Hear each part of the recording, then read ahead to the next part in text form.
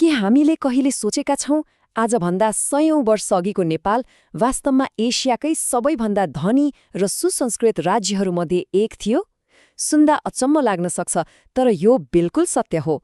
जहाँ विशाल र भव्य दरबारहरू थिए अनि कला र वास्तुकलाको जादुगरी नै बेग्लै थियो। आजको यस चर्चामा हामी प्राचीन नेपालको त्यही स्वर्ण युग अर्थात् मल्ल राजवंशको कुरा गर्दैछौं, जसले हाम्रो काठमाडौँ उपत्यकालाई एउटा जीवन्त खुल्ला सङ्ग्रहालयमै बदलिदियो। आउनुहोस् सँगै यो ऐतिहासिक यात्रा सुरु गरौँ। पुरै 600 वर्ष 12औं शताब्दीदेखि 18औं शताब्दीसम्मको यो विशाल कालखण्ड। एकपटक सोचेर हेरौँ त, यति लामो समयसम्म एउटै राजवंशले निरन्तर शासन गर्नु चान्चुने कुरा हुँदै होइन। यो त आफैमा एउटा ऐतिहासिक आश्चर्य हो। यो 600 वर्ष भनेको समयको हिसाब किताब मात्र थिएन, यो त एउटा सिङ्गो र अत्यन्तै समृद्ध सभ्यताको निर्माण थियो। ठिक छ, अब यस विषयमा अलिकति गहिरेर हेरौँ। आखिर किन यस युगलाई स्वर्ण युग भनिन्छ त? कुरा एकदम स्पष्ट छ। यो यस्तो ऐतिहासिक समय थियो जहाँ काठमाडौँ उपत्यकामा कला, वास्तुकला, धर्म, साहित्य र व्यापारको क्षेत्रमा साँच्चै नै कल्पनातीत विकास भयो। आज हामीले देख्ने काठमाडौँ, पाटन र भक्तपुरका धेरैजसो मन्दिर र भव्य दरबारहरू नि हो, ती सबै यही समयमा बनेका हुन्। यसले सिङ्गो उपत्यकालाई नै एउटा विशाल कलाकृति बनाइदियो।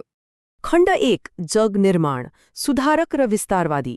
यहाँनिर जय स्थिति मल्लको नाम लिनै पर्ने हुन्छ। उहाँले त्यो बेलाको चरम अस्थिरता र सामाजिक भद्रघोललाई जरेदेखि उखेलेर फाल्नुभयो। उहाँलाई मध्यकालीन नेपालको बलियो जग बसाल्ने प्रमुख सुधारक त्यसै भनिएको होइन। पेसाको आधारमा समाजलाई विभाजन गरेर उहाँले एउटा व्यवस्थित संरचना खडा गर्नुभयो। कर, प्रशासन र न्याय प्रणालीमा ल्याइएका उहाँका यी कडा र दूरदर्शी सुधारहरूले नै नेपाललाई एउटा सङ्गठित र स्थिर राज्यको रूपमा उभ्यायो। साँच्चै नै एउटा बलियो जग बस्यो।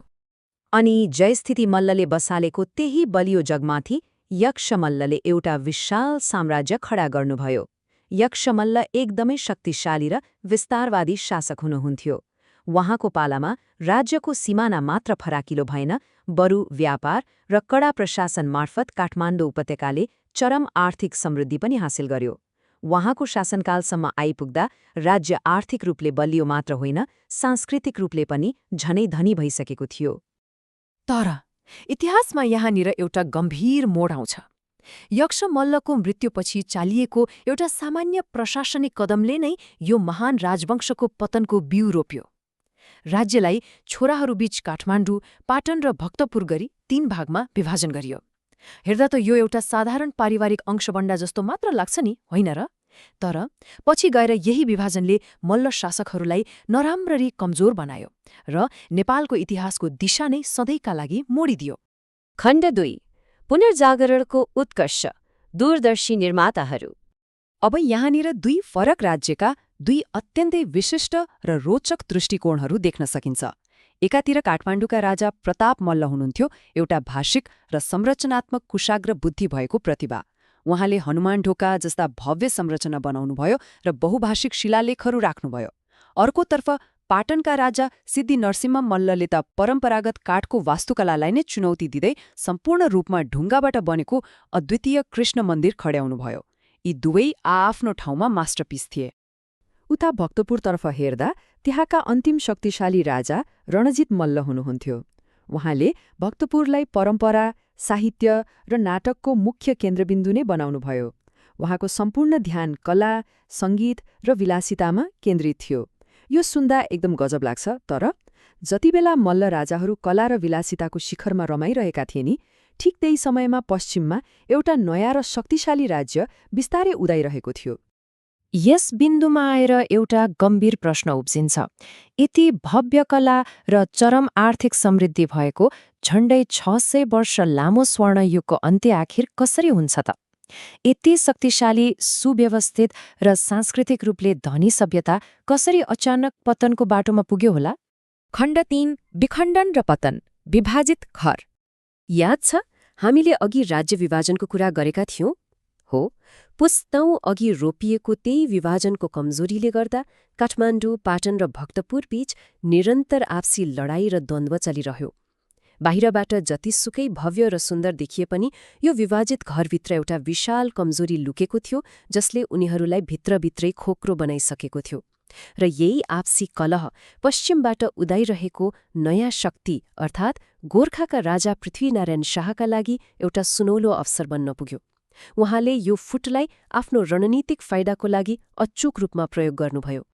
त्यसपछिका घटनाक्रम अत्यन्तै तीव्र गतिमा अघि बढ्छन्। सन् 1768मा पृथ्वीनारायण शाहले काठमाडौँ उपत्यकामा आफ्नो विजयी अभियान सुरु गर्नुभयो। अनि हेर्दा हेर्दै 1 वर्ष नबित्दै सन् 1769सम्ममा सिङ्गो उपत्यकाको पतन भयो र मल्ल राजवंश सधैँका लागि समाप्त भयो। एकपटक सोचेर हेरौँ त 600 वर्षको निरन्तर निर्माण र समृद्धिको युग अत्यन्तै छिटो र अप्रत्याशित रूपमा अन्त्य भयो र यहीँबाट आधुनिक र एकीकृत नेपालको सुरुवात भयो। मल्ल राजाहरू इतिहासको पानामा सीमित त भए, तर उनीहरूको भौतिक विरासत आज पनि हाम्रा सामु जिउँदैछ। यो भनाइले त्यही कुरालाई संकेत गर्छ। काठमाडौँ उपत्यकाका हरेक मन्दिर, दरबार, मूर्तिकला र चोकहरूले उनीहरूको महानताको कथा भन्छन्। आज सिङ्गो विश्वले मन्त्रमुग्ध भएर प्रशंसा गर्ने हाम्रो यो मनमोहक सम्पदा र समृद्ध संस्कृति तिनै दूरदर्शी शासकहरूको प्रत्यक्ष देन हो। उनीहरूको युग वास्तवमै वास्तुकला र कलाको एक अनुपम उपहार थियो। अन्त्यमा इतिहासको यो सुनौलो पाना पल्टाउँदै गर्दा एउटा गहिरो प्रश्न हामी सबैले विचार गर्नुपर्ने हुन्छ। यदि कुनै पनि सभ्यताले छोडेर गएका ढुङ्गा र कलाकृतिहरूबाट त्यसको महानताको सम्झना गरिन्छ भने आज हामी कस्ता स्मारकहरू निर्माण गर्दैछौँ जुन आगामी 600 वर्षसम्म टिक्न सकुन्। मल्ल राजवंशले त आफ्नो स्वर्ण युगलाई ढुङ्गा र काठमा कुदेर सधैँका लागि अमर बनायो, तर के हाम्रो आधुनिक युगले भविष्यको लागि त्यस्तो कुनै दिगो छाप छोड्न सक्ला? इतिहासको यो रोमाञ्चक अध्ययनबाट लिइने सबैभन्दा ठूलो सिकाइ सायद यही नै हो।